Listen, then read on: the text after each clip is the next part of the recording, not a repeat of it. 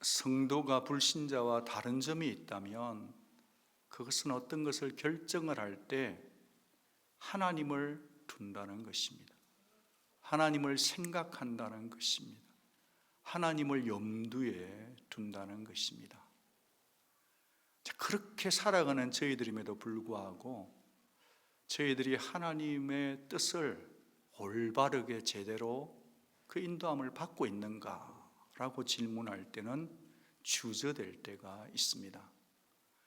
그 이유는 남이 결정할 때 훈수 놓는 것은 꽤 하는데 이것이 내 문제가 되고 내가 결정을 해야 될 때는 참 그 하나님의 인도와 뜻을 분별키가 쉽지 않더라, 그렇더라는 거죠.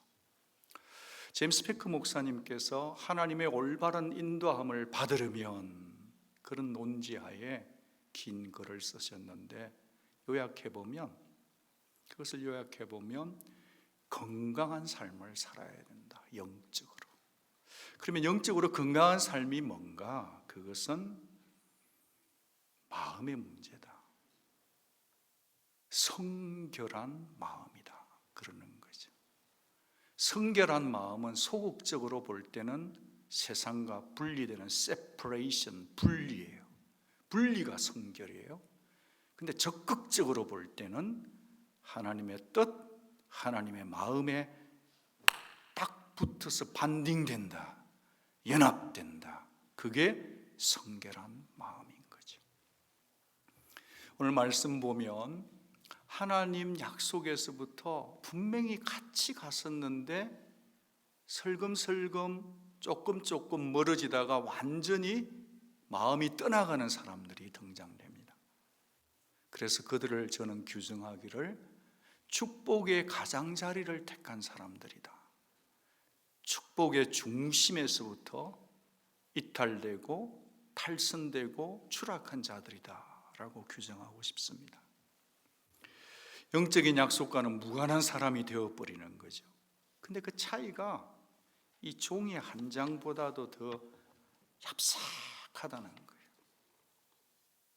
여러분, 하나님 중심에서 조금만 이탈되면 하나님을 향한 생각들에서부터 나에 대한 생각으로 우리는 달려가요. 하나님을 향한 센스가 작동되기가 단절되면서 내 생각의 센스가 작동이 되어 떠나간다. 그러니까 선택을 함에 있어서, 택함을 하는 데 있어서 하나님의 약속 아랑곳하지 않아요. 하나님의 생각과는 멀어지는 선택을 하게 되는데, 오늘 이 두 지파에 대해서 지탄하고 싶고 비난하고 싶고 규탄하고 싶은데 자꾸 우리가 움찔움찔하게 되는 것은 우리 속에도 이 두 지파와 같은 DNA와 본성이 있기 때문입니다. 그런 거로 우리 모두가 이 말씀을 보면서 하나님, 저희들이 이 두 지파처럼 선택하지 않도록 하나님 우리 좀 도와주세요. 하나님 말씀으로 우리 심령에 다가와 주세요. 그런 마음으로 본문 속으로 들어가 보고 싶습니다. 이스라엘 백성들이 출애굽을 해서 40년 동안 광야를 돌았습니다.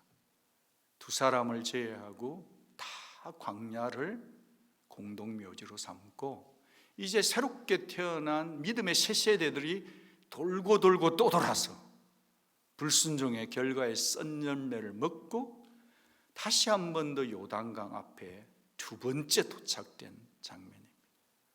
이 역사적인 모멘텀 가운데 있는데 사단이 일어난 거예요. 문제가 일어난 겁니다. 그것은 르우벤 지파와 갓 지파가 자기의 정치적 입장, 그것을 표명했기 때문입니다. 한마디로 요약하면 우리는 약속의 땅 서쪽 저쪽으로 요단강을 건너가지 않겠습니다. 우리는 여기 머물겠습니다. 그러는 거예요. 사람이 뭔가 자기 입장을 표명할 때는 이유가 있겠죠. 이 르우벤 지파와 갓 지파는 오늘 1절에 보면 가축이 심히 많았습니다. 예배 드려야 되니까 짐승들이 많이 그걸 담당했단 말이에요. 근데 이제 40년 동안 광야에서 모래바람과 이렇게 황토색만 보다가 아니 이 장소에 와보니까 요단 동편에 오니까 푸르푸르한 이게 있으니까 이게 눈에 쏙 들어오는 거예요. 풍요의 상징이 눈앞에 있는 거죠. 그러니까 딱 눈여겨본 거예요. 그래서 이제 전쟁에서 치고 들어가야 돼, 건너편을 건너가야 되는 이 전초기지 이 땅에서 요단 동쪽에서 다른 지파들이 선수 칠까봐 빼앗길까봐 눈독을 들이던 그 땅을 향해서 모세에게 달려가서 이 땅에 머물겠습니다. 우리는 요단 서쪽 약속의 땅 그런 거 건너가지 않겠습니다. 그렇게 선수친 그들입니다. 정치적으로 보면 아주 타이밍을 잘 잡은 것 같아요. 그런데 이 말을 들은 모세의 분노가 하와이에 터져 있는 용암이 끊이지 않고 밀려 내려가는 것처럼 6절부터 15절까지 내리치다다 갑니다. 모세의 가슴에 심히 황당하고 당황스럽고 억장이 무너지는 그것을 참으면서 모세가 지금 소리를 내는 겁니다. 그 톤이 어땠을까는 여러분의 상상에 맡기겠습니다. 게다가 르우벤 지파는 12지파 가운데 장자잖아요. 그럼 장자면 장남이면 이름값을 해야 될 텐데 이렇게 실리적으로 뒤통수를 친단 말이죠. 모세가 외칩니다. 어찌 그럴 수 있냐. 지금 전쟁이 코앞에 있는데 어찌 이렇게 이런 말을 해가지고 온 백성들의 사기를 다 떨어뜨리느냐. 이럴 수는 없다. 참으로 동족적 사기를 꺾어도 유분수지 이럴 수는 없다. 슬픈 역사를 내가 다시 반복할 수밖에 없겠다. 모르느냐? 그때 가데스 바냐에서 12명의 정탐을 보냈다. 너희 조상 돌아왔다. 그리고 10명이 부정적인 보고를 하니까 이스라엘 민족 공동체가 가자 울면서 우리 죽게 됐다고 메뚜기가 돼가지고 우리는 죽어도 약속의 땅 안 가겠다 했던 거 기억나지 않느냐? 그 결과가 무엇인지 너희들 모르냐? 다 죽고 너희들만 남은 거 아니냐? 그런데 왜 이 역사의 악역사를 또 반복하려고 그러냐? 그러면서 아주 의미심장한 말 한마디를 하게 됩니다. 15절 끝자락을 보면 너희가 만일 돌이켜 여호와를 떠나면 여호와께서 다시 이 백성을 광야에 어떻게 하시리라? 버려버리시라. 그리하면 너희가 이 모든 백성을 말이라 멸망시키리라. 공동체, 이 두 지파의 선택이 공동체를 멸망시킬 수 있다는 거예요. 같이 한번 받아 합니다. 와, 그럴 수도 있구나. 여기까지가 같이 대화를 해봐야 될 부분인 것 같아요. 이렇게 말을 하니까 이 두 지파가 금방 말을 바꿔요. 아니 우리 남자들은 건너간다니까요. 건너가기 전에 그런데 우리는 여기에 가축이 많으니까 우리를 짓고 또 우리 자식들도 살아남아야 되니까 여기에다가 좀 견고한 성읍 짓고 말이죠. 튼튼하게 해놓고 건너가서 앞장서서 싸운다니까요. 그 전쟁 끝나도 서쪽 땅에서는 땅 1도 안 받을게요. 다만 우리가 돌아와서 이곳에 살게 해주세요. 우리가 읽지 않은 뒷얘기를 요약해보면 과연 그들은 약속대로 앞장서서 갔고요, 약속대로 그 서쪽 땅은 한 조각도 안 받았고요, 그래서 다시 돌아와서 그곳에서 정착촌을 만들고 자손 살게 되었습니다. 자, 근데 역사라고 하는 것은 끝을 봐야 되는 거잖아요.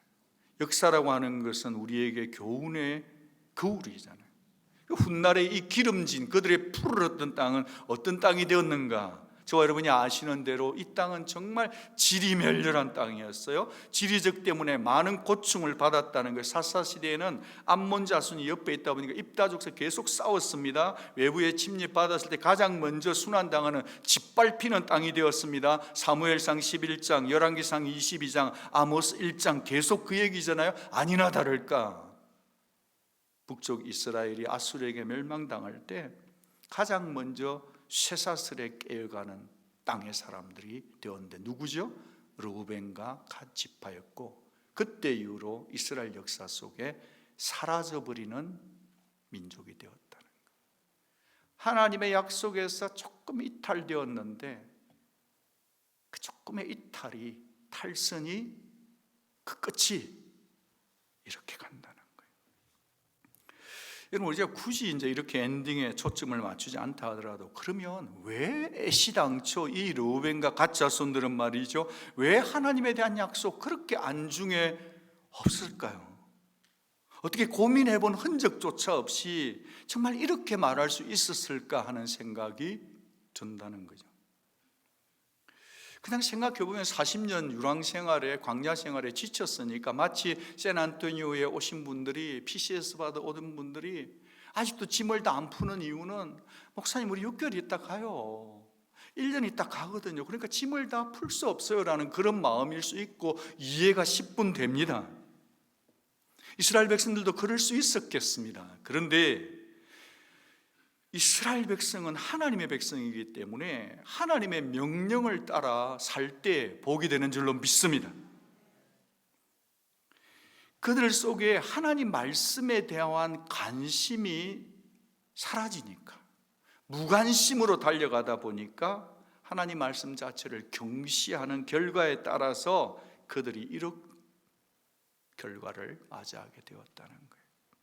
그런 거로 이 시간에 성령께서 이 시간에 오셔서 우리 모두에게, 약속의 땅을 찾아서 걸어가는 우리에게, 신앙생활하고 있는 우리에게, 아기를 기르고 있던, 문제가 안 풀리던, 비즈니스가 힘들던, 어떻든 간에서 주저앉고 싶고 좀 쉬운 길을 가고 싶은 우리들에게 성령께서 오셔서 말씀하기는 Keep going, 계속해서 다시 일어서서 가라. 그렇게 하는 주의 성령의 음성이 저와 여러분의 삶 속에 적용되어지기를 바랍니다. 왜냐하면 우리 하나님은 한 번도 당신의 뜻을 변경시키거나 한 번도 타협해 보신 적이 없는 분이세요. 이 시간에 좀 지쳐있고 주저앉고 싶은, 그리고 선택 속에서 어떻게 해야 될지를 모르는 분들이 계신다면 성령께서 너 지친 줄 내가 안다, 다시 일어나자, 그리고 keep going 하자 라는 주의 음성이 우리 모두에게 들려지기를 바랍니다. 약속의 땅 가나안으로 가기 전에 그 가나안의 영적인 의미를 한번 정돈하고 단추를 탁 올바르게 깨고 싶어요. 그건 뭐냐면, 우리는 가나안 그러면 찬송가 생각할 때 정말 요단강 건너 만날, 이거 추상적으로 그 땅 천국 입성 이런 이미지로 생각하기 쉽지만요, 그러나 약속의 땅 가나안이라는 것은 그런 것이 아니에요. 그럼 뭔가, 그것은요 그리스도 예수 안에서, 하나님 안에서 누리게 될 성도의 하나님 나라, 내게 주어진 삶의 현장, 그것이 바로 가나안 땅이라는 것을 기억해 주시기를 바랍니다. 그래야만 세상 속에 승리하는 크리스천, 세상 속에 살아갈 수 있는 크리스천이 될 수 있기 때문에, 여러분 짜브가 무엇이든지 간에, 여러분의 컨텍스트가 무엇이든지 간에 여러분의 가나안은 주어져 있다는 거예요.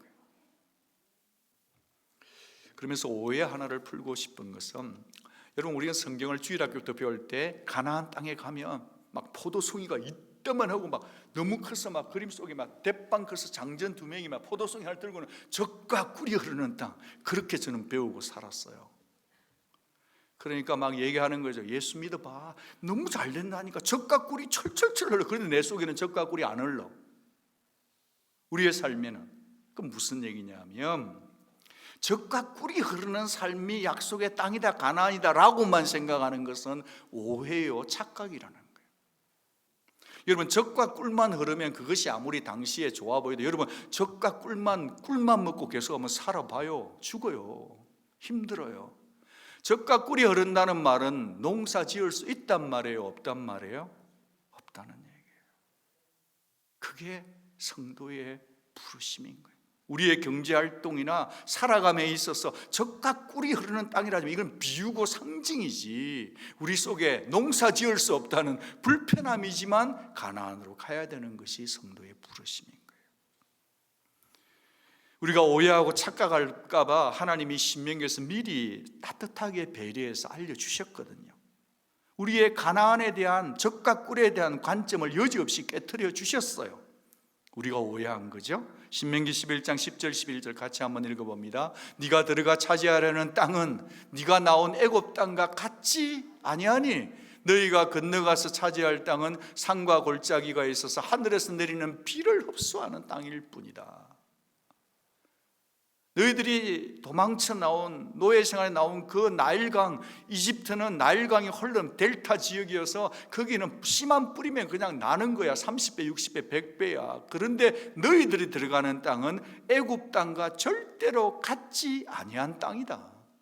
거기는 댐이 있어서 물을 저수지로 담아둘 수 있는 담수 효과가 있었지만 너희들이 가는 땅은 비가 내릴지라도 다 땅속으로 사라져 없어지는, 그러니까 너희들은 너희 노력으로 살아가는 인생이 아니라 언제 어디서나 하늘에서 내리는 비와 은혜의 이슬을 머금고 살아가야 되는 은혜의 인생이다.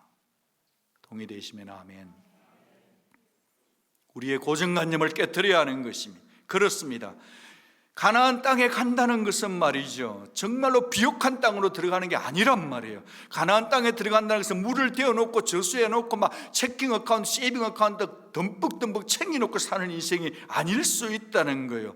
애굽보다 나은 땅이 아니란 거예요. 그런데 왜 하나님은 그 척박한 땅을 축복의 땅이라고 하시나요? 그것은 하나님의 눈이 함께하기 때문이에요. 눈은 마음이에요. 하나님의 눈이, 하나님의 돌보심이, 하나님의 긍휼이, 하나님의 보호하심이 그 자체가 함께 해주기 때문이라는 거예요. 신명기 11장 12절, 네 하나님 여호와께서 돌봐주시는 땅이란다. 연초부터 연말까지 내 하나님 여호와의 눈이 항상 그 땅 위에 있느니라. 여러분, 성도는 진정한 축복이 하나님이 나를 지켜봐 주신다는 것이 가장 큰 복인 줄 믿으시기 바랍니다. 위런 위어스비 목사님께서 우리는 요단을 건너가지 않게 하소서 했던 이 르우벤과 갓 지파를 향해서 얼음처럼 차가운 해석을 주세요. 우리로 하여금 요단강을 건너지 않게 해달라고 하는 이 말은 우리를 애굽 땅으로 돌아가게 해주소서, 그 말과 같다는 거예요. 우리를 요단강으로 건너가지 않게 해주소서, 이 말은 우리를 광야에서 다시 죽여버리세요, 이 말하고 같다는 거예요. 얼마나 무시무시한 말씀이지만 정확한 진단입니까? 왜 그렇죠? 목포에서 이탈되었기 때문이에요. 낙오자가 되었기 때문입니다. 세상으로 돌아가는 길을 선택했기 때문입니다. 정말로 성도의 복은 힘들어도 하나님이 있으라는 곳에 있고, 하나님이 가자는 곳에 가고, 하나님의 약속의 땅을 붙들고 사는 것이 복인 줄 믿으시기를 바랍니다. 왜냐하면 두 지파가 머물고 있다는 그 땅은요, 눈에는 푸르른데 하나님의 임재가 같이 약속된 땅이 아니다, 이 말이에요. 같이 한번 받아가겠습니다. 하나님이 계시면 충분합니다. 하나님이 계시지 않으면 nothing입니다. 여러분, 르우벤과 갓 지파는 왜 이런 영적인 축복과는 무관한 그런 어이없는 선택을 했을까요? 우리 둘째 딸 줄리는 이 어이없다는 얘기를 할 때 어이없어 이런 식으로 얘기를 한 번씩 해요. 그래서 제가 듣다가 어이없어가지고 무슨 말이야 그게, 그러면 어이없는 얘기를 해요. 이 고차원적인 유머를 못 알아들으시는 분들하고 지금 설교를 하니까 좀 답답합니다. 정말 어이없는 거예요. 어이없다, 이해가 안 된다, 개념 없다, 그런 말이잖아요. 왜 이들이 이렇게 개념 없는 선택, 어이없는 선택을 했을까요? 거기에 대해서 한두 가지를 생각해 보고 싶습니다. 하나님의 약속을 경시해버린 그들 르우벤과 갓 지파의 선택의 심리가 뭐냐? 그 첫째는요, 탐욕 때문이에요. 우선 내 눈에 좋은 대로 선택하는 거예요. 여러분, 내 눈에 좋으면 됐지? 탐욕의 출발점, 시발점이 어디냐 보면 민수기 32장 1절에 있어요. 르우벤 자손과 갓 자손은 심이 많은 가축대를 가졌더라. 그들이 야셀 땅과 길르앗 땅을 본적 그곳은 목축할 만한 장소더라. 문제는 뭐냐니까 그들의 선택에, 이들은 선택을 하게 된 결정적인 변수는 없는 것 때문이 아니라 있는 것 때문이고, 있는 것이 너무 심이 많았기 때문에 그게 걸림돌이 되더라. 아멘. 많은 게 문제가 될 수 있다는 거예요. 하나도 놓치고 싶지 않으니까 문제가 되는 거죠. 이것도 하고 싶고 저것도 하고 싶은가 문제가 되는 거죠. 그 가축대 많은 것을 끌고 요단강을 건너가는 것이 손해라고 생각한 거죠. 그러니까 그들이 손해다는 생각, 많은 것을 어찌할까 하는 많은 것 때문에 본 것이 뭐죠? 푸르른 이 땅, 요단의 서쪽 약속의 땅이 아니라 요단의 동쪽, 여기에 머물고 싶었다는 것입니다. 그러니까 보니까 마음이 꿈틀꿈틀 하는 거죠. 그러니까 이런 생각이 드는 거죠. 뭐 굳이 피비린내 나는 전쟁터를 갈 필요가 뭐 있을까? 아니, 가본들 거기가 얼마나 좋겠어. 여기보다 더 좋을까? 아니, 여기가 딱이다. 그저 기름져 보이는 선택을 하고 마는 거죠. 롯도 그랬어요. 롯도 소돔과 고모라를 보니까 물된 동산 같고 여호와의 동산 같이 본대로 했다는 거예요. 여러분, 여러분이 지금 현재 보고 있는 것, 신중하게 하고 계시겠지만 여러분의 눈을 한 번만 믿어보지 마세요. 이 시간에 우리 한 5초 정도만 눈을 다 같이 한번 감아보면 좋겠어요. 여러분이 지금 뭔가 이렇게 뚫어지게 그것 아니면 죽을 것 같고 있죠. 여러분 눈에 지금 쏙 들어온 거 있죠. 저는 모르지만 하나님이 아시고 여러분 마음과 성령이 알게 해주시면 여러분은 아실 겁니다. 여러분 이미 그 본 거 있잖아요. 본 거. 그것 없으면 그것이 잘 될 것 같아요. 여러분 본대로 행하면 탐욕이 작동되면요, 하나님의 약속, 하나님의 뜻 아무 중요하게 여기지지 않아요. 내 본대로 그냥 선택해요. 눈을 뜨셔도 좋겠습니다. 눈에 보이는 대로 탐욕이 탁 걸리게 되면 하나님의 약속이 우습게 여겨져요. 내가 본 것 때문에 내가 죽을 고생을 하는데도 내가 본 것 때문에 나를 힘들게 할 수도 있다. 하나님의 뜻이고 하나님의 약속이고 뭐고 소용없어요. 탐욕은 소명을 희미하게 만들어 버립니다. 이 시간에 한 사람을 소개하고 싶습니다. 파워포인트를 좀 주시면 좋겠어요. 이 사람의 이름은 윌리엄 화이팅 보덴입니다. 백만장자의 아들이었어요. 이제 대농장주의 아들이었는데 졸업 선물로 세계 여행을 갔다가 세상을 눈을 열고 보니까 너무나 세상에 고통받고 있는 사람들이 많다는 걸 알게 된 거예요. 다 나처럼 사는 줄 알았는데 그게 아니라는 걸 알게 된 거예요. 그래서 이 사람이 있잖아요, 하나님의 애타는 긍휼의 마음이 이식수술이 돼버린 거예요. 그래서 그분이 자기에게 주어진 상속권을 하나님께 다 바쳐버려요. 그리고 난 다음에 성경 제일 뒷장에다가 이렇게 썼다네요. 남김없이 드리리라. 예일대학을 다니면서 성경 읽기 기도 운동을 시작했는데 4학년 때가 될 때 1300명 예일대생 중에서 약 1000명이 그 모임에 참석할 정도였다고 합니다. 그는 오직 선교에 대한 소명의식을 가지고 대학생활을 보내다가 중국의 모슬림 선교를 위해서 초점을 맞춰서 예일 소망 선교회를 설립합니다. 졸업할 무렵에 말이죠, 이게 백만장자의 수백만 장자의 아들이니까 실력이 있으니까 여기저기 미국의 대기업에서 오퍼를 던진 거예요. 엄청난 고액의 샐러리와 함께. 그런데 이 보덴이 다 거절을 하고요. 거절하고 난 다음 날 성경 뒷장에다가 이렇게 적었다고 합니다. 물러서지 않으리라. 프린스턴 신학대학원을 마치고 선교사로 임명을 받아서 아랍어를 배워가지고 그 배우려고 이집트를 찾아갔는데 불상 거기 가서 유행성 뇌척수막염에 걸려가지고 한 달을 못 넘기고 죽고 말았습니다. 그때 그의 나이가 26세였습니다. 제가 여기 리서치를 스캐닝을 해보니까 26살 아래는 여기에 딱 2사람밖에 없는 것 같아요.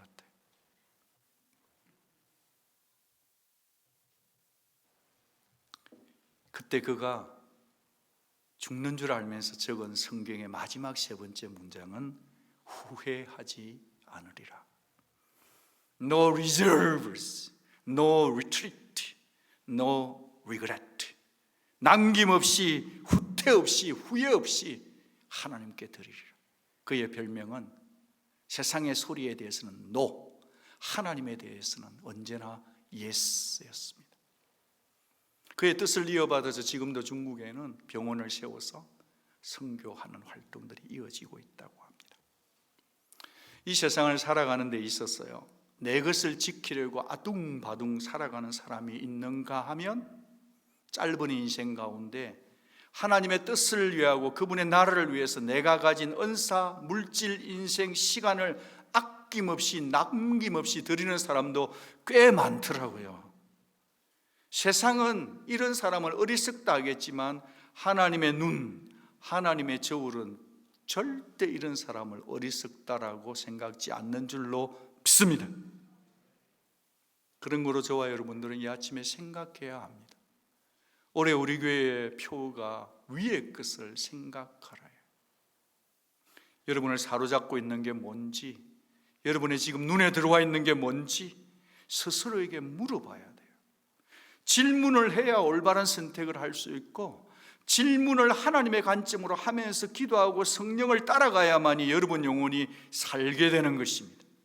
그렇지 않으면 우리가 르우벤과 갓자손처럼 여기가 좋사오니, 이것이 좋사오니, 이거면 족하오니, 이게 먼저이오니라고 하다가 돈 된다고 신앙 제껴버리고 내가 붙든 그것 때문에 내 신앙이 낙오자가 될 수도 있다는 사실, 이 진리에 우리 온누리 성도들 다 아멘 하시기 바랍니다. 안정적인 삶에 올인하겠다고요? 제자의 삶을 포기한다고 한다면 우리는 가장 소중한 것을 버려놓고 소중치 않은 푸른 초장, 태양이 뜨면 말라버릴 초장, 그걸 붙들고 살아가는 인생은 아닐지, 축복의 가장자리를 붙들고 가장 좋은 것 잡았다고 혼자 웃고 있는 영혼은 아닐지 생각해 보아야 할 것입니다. 두 번째로 하나님의 약속을 경시했던 그들의 선택 심리 속으로 들어가 본다면 두 번째는 이기심이에요. 오늘의 주제는 마음의 부분이에요. 주제는 마음에 관한 부분이에요. 우선 나만 잘 된다면 괜찮다는 이기심이죠. 이기주의는 하나님의 중심에서 벗어나서 나 중심, 에고센트릭 아닙니까? 이런 사람들은 너무나 자기 것을 챙기는 데는 빠르지 않습니까? 정확하지 않습니까? 그런 사람들이 얼마나 말을 잘합니까? 나 좋으라고 그렇게 하는 게 아니라니까요, 우리 지파를 위한 거라니까요 라고 말했습니다. 물론 그 말이 반은 맞습니다. 그런데 그룹 집단의 이익을 위한다고 하면서 실제로 들어가 보면 나 자신의 탐욕과 이기심을 가리기 위한 이기주의에 합리화할 수도 있다는 거죠. 집단 이기주의가 될 수도 있다는 거예요. 또 이렇게 핏대를 세울지도 모르겠죠. 아니 약속대로 일 다 했잖아요. 아니 건너갔다 했잖아요. 싸웠잖아요 우리도. 아니 동편 땅에 서쪽에 약 땅도 안 가졌잖아요. 여러분 여기 본문에 보면 모세가 조건부로 이걸 허락을 해줬어요. 모세는 왜 그걸 허락해 주었을까요? 12지파가 있는데 지금 원수와 싸우기도 전에 우리 지파끼리 10지파와 2지파가 싸워버리면 분열이 일어나고 원수와 싸우기도 전에 하나님의 뜻을 이루기도 전에 우리가 다 자멸당할까 봐 조건부로 허락해 준 것 아닐까요? 여러분 나는 내 할 일 다 했다, 나 할 만큼 했다라고 말하는 것을 참 조심하셔야 돼요. 나 이전에 열심히 했다. 하나님이 보실 때는 우리는 이전인데 하나님은 언제나 현재밖에 없거든요. 여러분을 불편하게 만들고자 하는 게 아니라 우리는 지금 하나님께 온 마음을 쏟아부어야 될 줄로 믿습니다.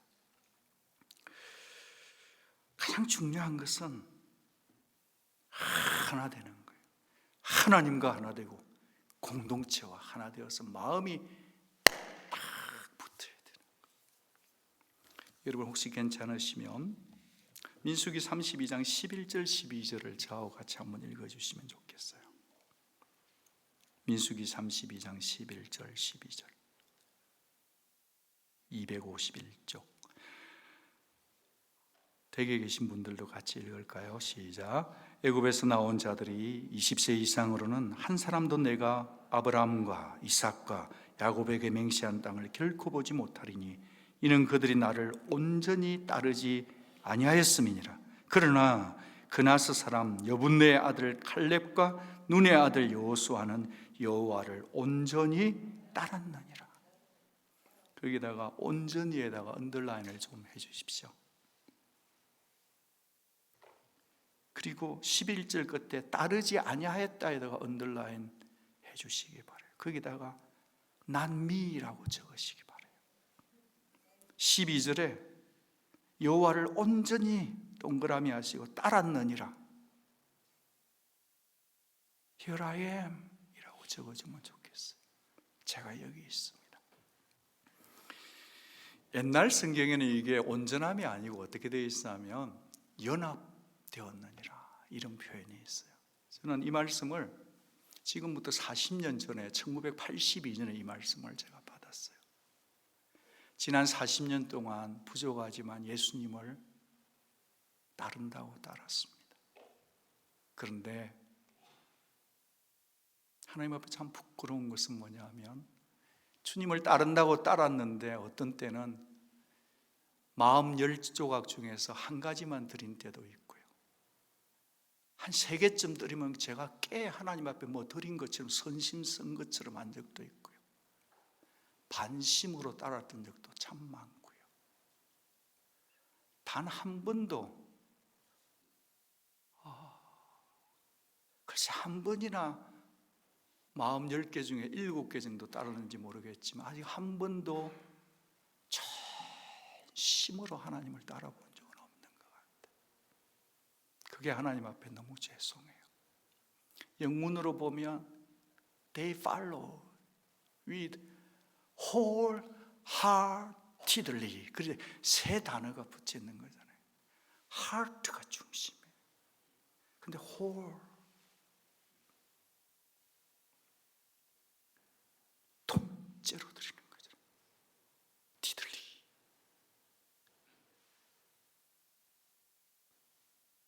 그래서 하나님 앞에 너무 죄송해요.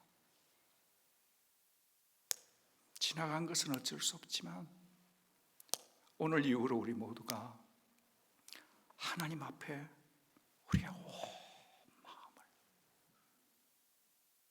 선택 앞에서 결정 앞에서 하나님 앞에 온 마음을 다 드리는 인생들 될 수 있기를 주님의 이름으로 축복합니다.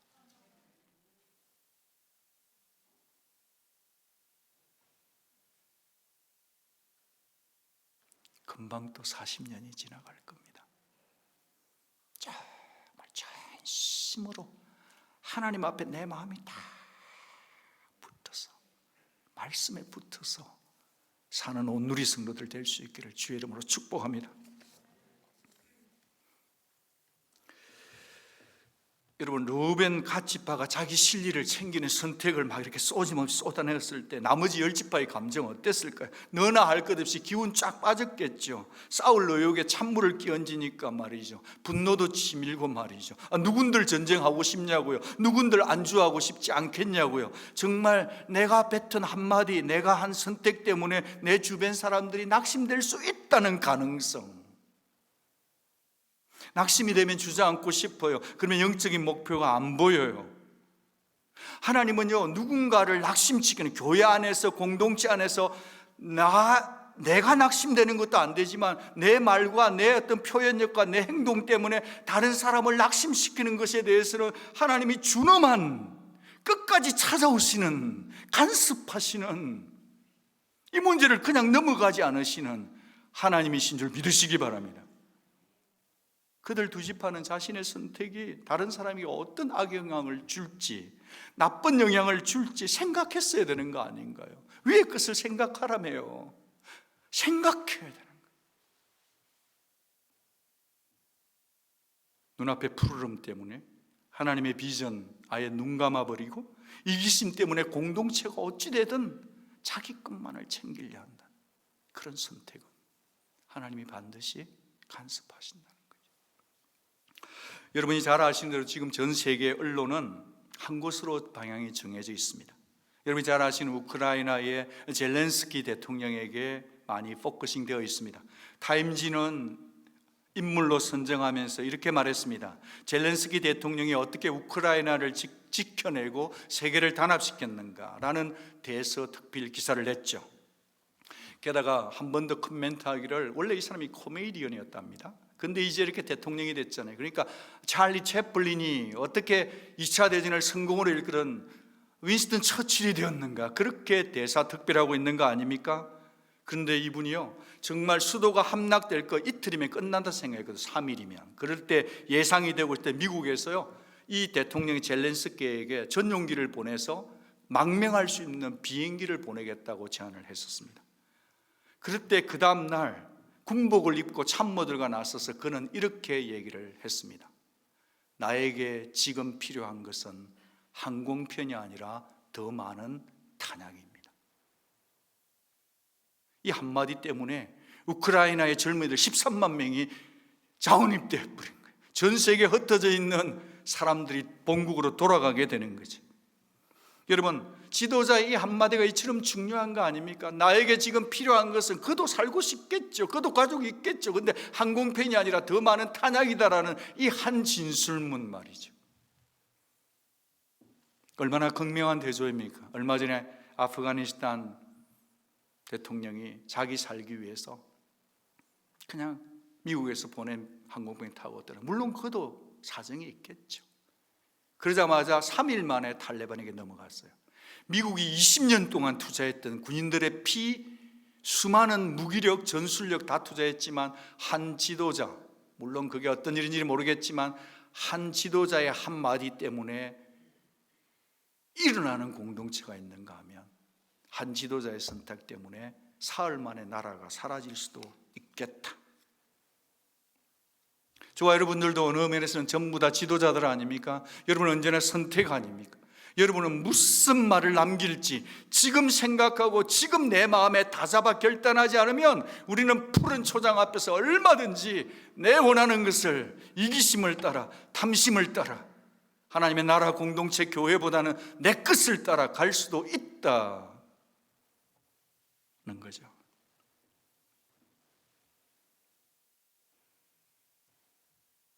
그래, 누군가는 똑같은 남자인데 자기 조국을 위해서 생명을 바치겠다는 사람이 있고, 누군가는 살기 위해 도망치는 사람이 있는 거죠. 주께서 말씀하셨습니다. 살고자 하는 자는 죽을 것이요 죽고자 하는 자는 살 것이다. 저와 여러분들은 어떤 요즘 생각을 하고 계십니까? 여러분 속에는 하나님의 나라를 지켜내고자 하는 의지가 있습니까? 여러분은 지금 여러분의 가정을 지켜내고자 하는 의지가 있습니까? 혹시라도 이 공동체에서 벗어나서 정말 내 원하는 대로, 내 편한 대로 가고자 하는 마음에 붙잡혀 계시지는 않습니까? 성경은 이렇게 말합니다. 잠언 18장 1절, 무리에게서 스스로 갈라지는 자는 자기 소욕을 따르는 자라. 온갖 참 지혜를 배척하느니라. 우리 속엔 다 이기적인 본성이 있죠. 주님 이렇게 말씀하셨어요. 고린도전서 12장 27절, 지금 너희는 그리스도의 몸이요 지체의 각 부분이라. 고전적인 킹제임스 버전을 보면 그게 now, 지금이라는 단어가 들어있더라고요. 그러니까 무슨 말이죠? 여러분들이 오셔가지고 정말 다 우리가 힘써서 노력해서 그리스도의 몸을 만들고 교회를 만들자는 게 아니라, 여러분은 이미 그리스도의 몸된 교회라는 거예요. 몸된 교회니까 몸된 교회답게 힘써 하나님을 지켜라고 성경은 우리에게 가르쳐주고 계신 거죠. 우리 모두가 다 가나안 행군을 하고 있는 거죠. 각자 다 다른 요단강들이 떡 버티고 있는 거죠. 여러분들이 어떤 어려움 가운데 있는지 잘 모르지만요, 저에게 적용해 보며 저도 수많은 회의들을 하고 결정을 내리고 달려갈 때 어떤 때는 하나님 앞에 참 죄송하지만 주님 저 여기까지 하면 안 될까요?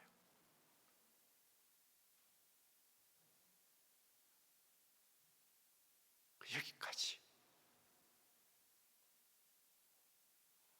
여러분 중에는 박 목사가 교회 떠나려고 그런 건데 그거 아니고요. 그냥 여기까지 하면 안 될까요, 제가? 근데 주님은 너 요단강을 건너가야 된다. 너 더 고생해라. 남김없이 후회없이 아낌없이 더 건너가야 된다라고 주님이 짚고 들어올 때가 있다는 거예요. 여러분들도 마찬가지겠죠. 여러분 이만큼 하고 싶고 그만하고 싶고 지치고 적당하게 하고 싶은 마음이 있다 할지라도 우리가 가야 될 그 길은 서로 붙들어주고 서로 어깨동무하면서 끝까지 가야 되는 거죠. 군사 용어에 뭐 그런 거 있나 하면 Do not left behind your company. 네 동료를 뒤에 냅두지 말고 네 혼자 도망치지 마라. 그런 말이 혹시 있는가요? 비록 내가 이 온팔이 총알에 많이 잘라졌다 할지라도 내 동료를 내팽개치지 않고 같이 가자고 남아있는 한 팔로라도 어깨동무하고 그냥 총알이 빗발쳐도 앞으로 가다가 죽는 게 더 멋진 거 아닐까요? 내 살견으로 도망치면 총알이 피해갈까요? 그거 아니라 하늘의 군대도 교회도 마찬가지 아닐까요? 힘들고 지치고 어렵지만 내 하나를 더 가지고 다시 오늘도 제가 그런 생각했어요. 하나님 넷째 주에 다락방장 아닌 분들과 만나는데 진짜 막 엄청 많이 오시는데 3번 오시는데 내가 주일날 1부 2부 설교하고 이 피곤한데 그분들을 만나서 이 일을 계속해야 될까요? 또 하나 생각한 건 하나님 꼭 우리가 라이브 스트림을 2부에 해야 될까요? 좀 더 성도들이 많이 오고 숫자가 많고 클로즈부터 좋고 뭐 성가대도 서고 꼭 2부 예배 라이브 스트림 해야 될까요? 그냥 1부 예배 때 몇 명 안 모일 때 한 20, 30명, 40, 50명 모일 때 그때 라이브 스트림 내면 안 될까요? 그래서 오늘 아침에 일어나가지고 멀티위원장에게 정말 서영기 집사님 오늘 일부러 라이브 스트림 내죠. 그럴까 하다가 또 그분들이 마음이 다치면 안 되니까 제 생각 되게 고민이 많아요. 숫자가 많은 사람이 모여 예배드리는 2부 예배가 더 1부 예배보다 더 좋은 예배일까? 중요한 건 마음심인 것 같아요. 그게 1부 예배든 2부 예배든 3부 예배든 간에 정말 우리 모인 자들이 하나님을 향해 우리의 가장 깊은 마음, 내 전심을, 내 가장 소중한 마음을, 내 심장을 하나님께 드리는 예배, 그런 예배를 드리면 좋겠다.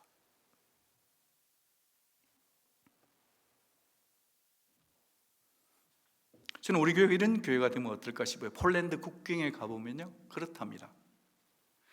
우크라이나 난민들을 위해서요 거기에다가 수많은 유모차들이 줄지어 있는데 그 유모차 안에는 아이들에게 필요한 블랭켓, 우유, 포뮬라, 그리고 아이들이 정서적으로 불안하니까 엄마 아빠 떨어져 오는 친구 있으니까 인형들을 넣어가지고 패키지를 만들어서 그게 줄지어 있는데 아이들이 가져갈 수 있도록 하는 그 일이 일어나고 있다.